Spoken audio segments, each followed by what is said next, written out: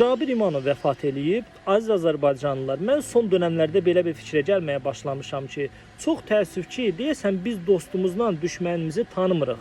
Mən bir adamın dünyasını dəyişməyinə heç vaxt sevinən adam deyiləm. Ölüb Allah o dünyasını versin.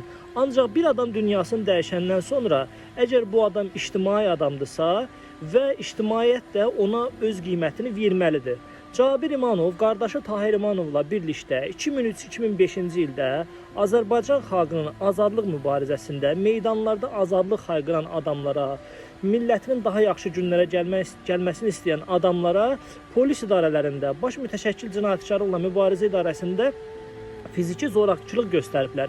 Şəxsən mənim yaxın qohumlarımdan birinə, şəxsən bax bu gün bu infarktdan vəfat edən Cabir İmanov baş mütəşəkkilliklə mübarizə idarəsində işgəncə veribdir. Bax bundan danışmaq lazımdır. Bir ölüb çıxıb gedib buna olduğu dəyəri vermək lazımdır. Cabir İmanovun vəzifə tuturdu, dövlət vəzifəsi. Dövlət Təhlükəsizliyi Xidmətinin Mədəniyyət Mərkəzinin rəhbəri idi.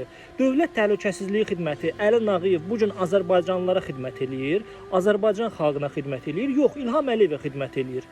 İlham Əliyevin bütün xidmətçiləri də korrupsioner, əli əyri, dələduz, millətini soyan, millətini döyən, millətinə işgəncə verən adamlardılar. Cabir İmanov da onlardan biri idi. Gətirib otuzdurmuşdular BTX-nın Mədəniyyət Mərkəzinin başına. Azərbaycan xalqının başına bu illər ərzində corab hörləndə Cabir İmanov bir dövlət adamı kimi, dövlətdə vəzifə tutan bir şəxs kimi çıxıb buna etirazını bildirib, etirazı bildirməməyə onun başına dəysin. Adamlara işgəncə veriblər bunlar iki qardaş. Xahiş edirəm, çox xahiş edirəm. Haqla nahaqqı adamlar ayırmalıdırlar. Baxın görün kimə rəhmət yazırsınız, kimdən ötəri ağlayırsınız. Bu gün məhbəslərdə, ondan sonra mühacirətlərdə işgəncə görən adamlar var. Azərbaycan hakimiyyət tərəfindən fiziki olaraq məhv edilən adamlar var.